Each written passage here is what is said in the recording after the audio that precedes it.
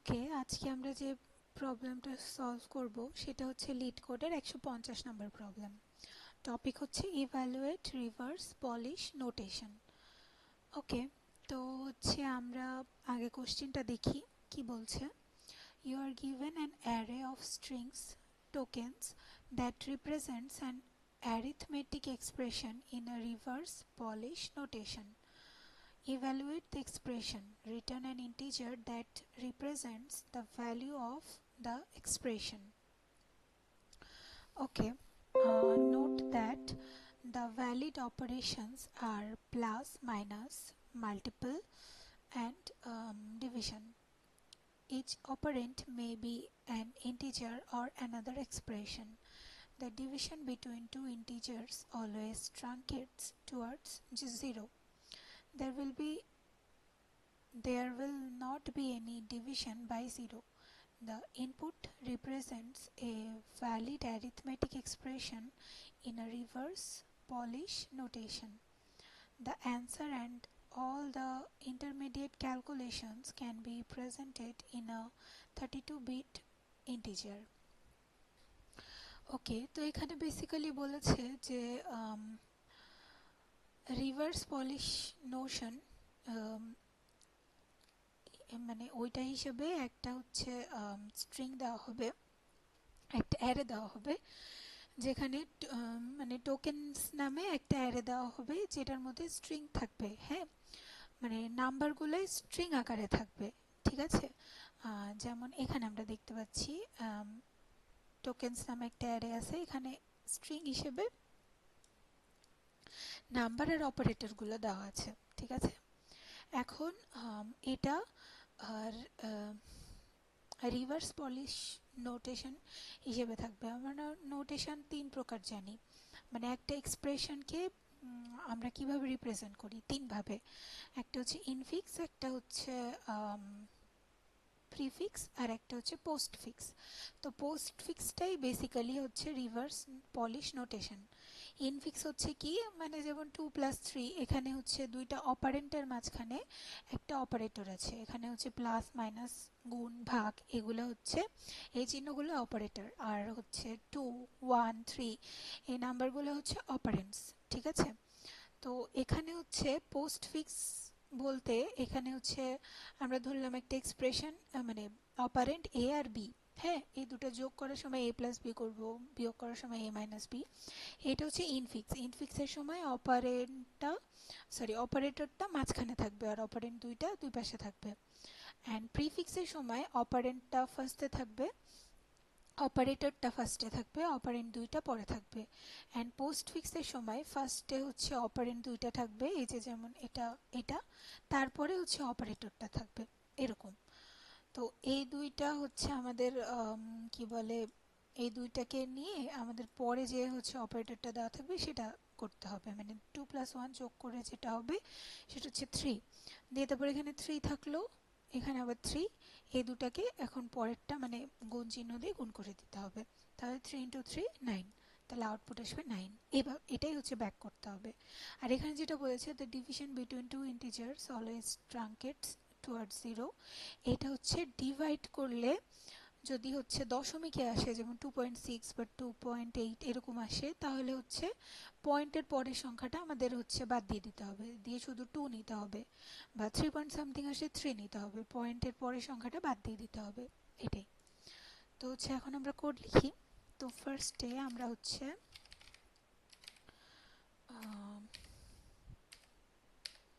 এটা নিলাম, ঠিক আছে, একটা এমটি স্ট্যাক নিলাম।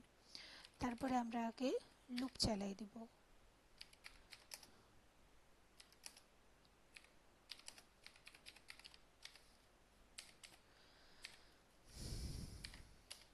দিয়ে তারপরে আমরা শর্ত নিব, এইগুলো হচ্ছে আমরা স্ট্রিংগুলো প্রবেশ করাচ্ছি লুপের মধ্যে।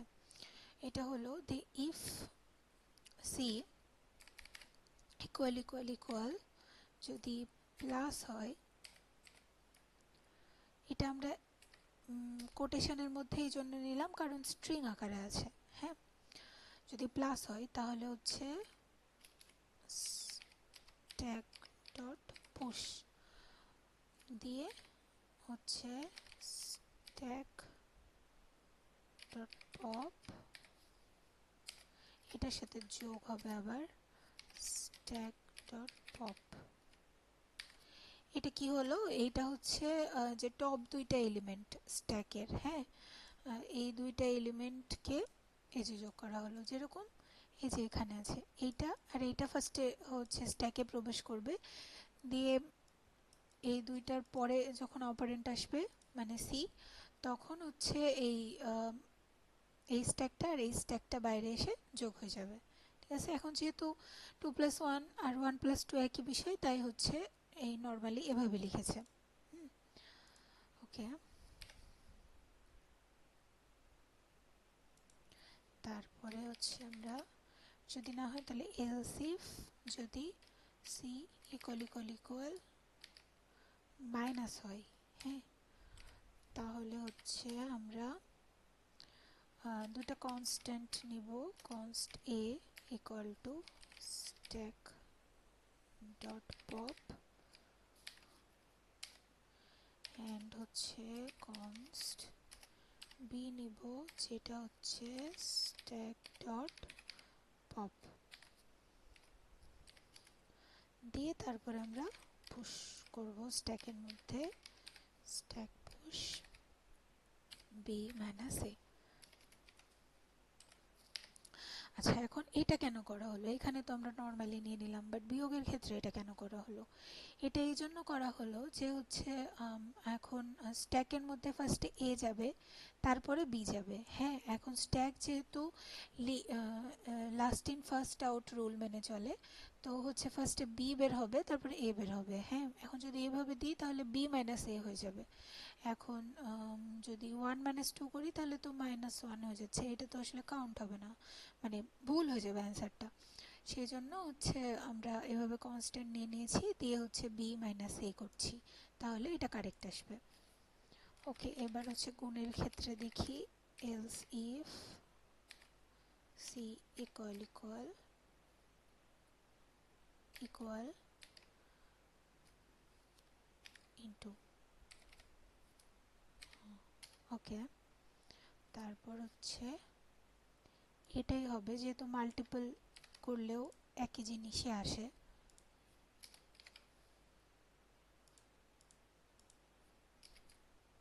তো আমরা গুণ করে দিলাম। এখন এলস ইফ, এবার ভাগের ক্ষেত্রে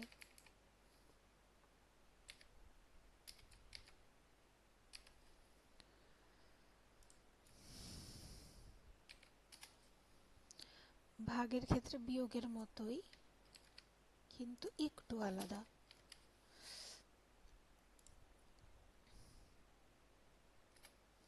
স্ট্যাক পুশে এখানে হচ্ছে আমরা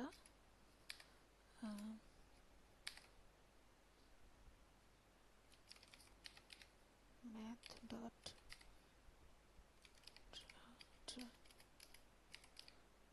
ট্রাঙ্ক নিব, দিয়ে তারপর হচ্ছে বি বাই এ। ওকে, এটা আমরা কেন নিলাম, এটা হচ্ছে এই যে এই লাইনটার জন্য, আমাদের হচ্ছে পয়েন্টের পরের জিনিসটা কি বলে ইগনোর করার জন্য। তারপরে এলস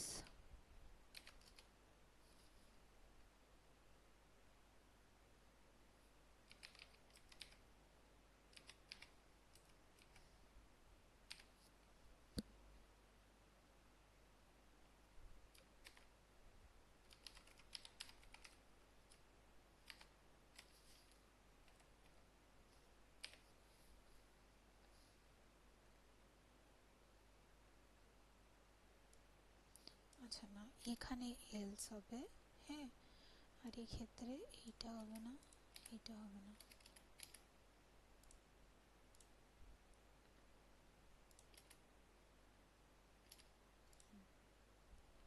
ক্ষেত্রে হচ্ছে রিটার্ন।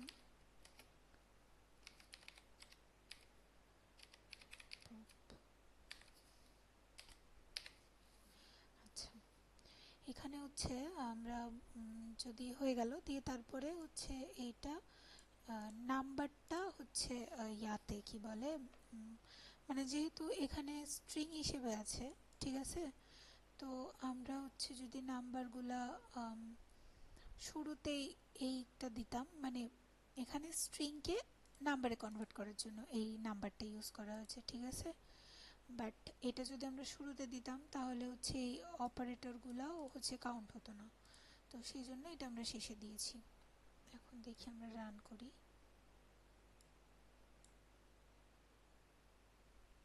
ওকে, এরর আসতেছে। আই থিঙ্ক এখানে হচ্ছে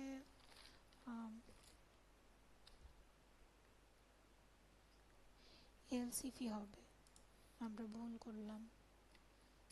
এলসিফ, হ্যাঁ, দিয়ে তারপরে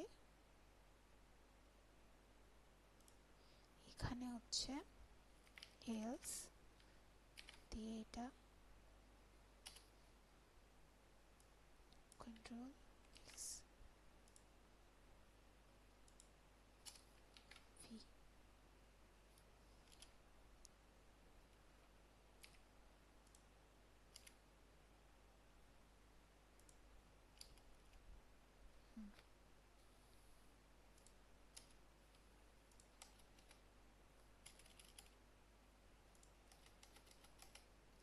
আর এখানে লাস্টে হচ্ছে রিটার্ন হয়ে গেল, যেগুলো পপ হলো মানে ফাইনাল অ্যান্সারটা ওইটা রিটার্ন হয়ে গেল। এবার দেখি আমরা,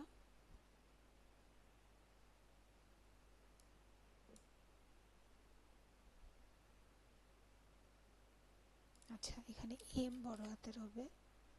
এবার দেখি, ওকে গুড, এটা হচ্ছে আমাদের হয়ে গেছে। এখন আমরা সাবমিট করি। আমি অবশ্যই একটু আগে সাবমিট করলাম এই প্রবলেমটা। ও 100%, ওয়াও, নাইস। ঠিক আছে, এই প্রবলেমটা তাহলে আজকের মতো এখানেই শেষ।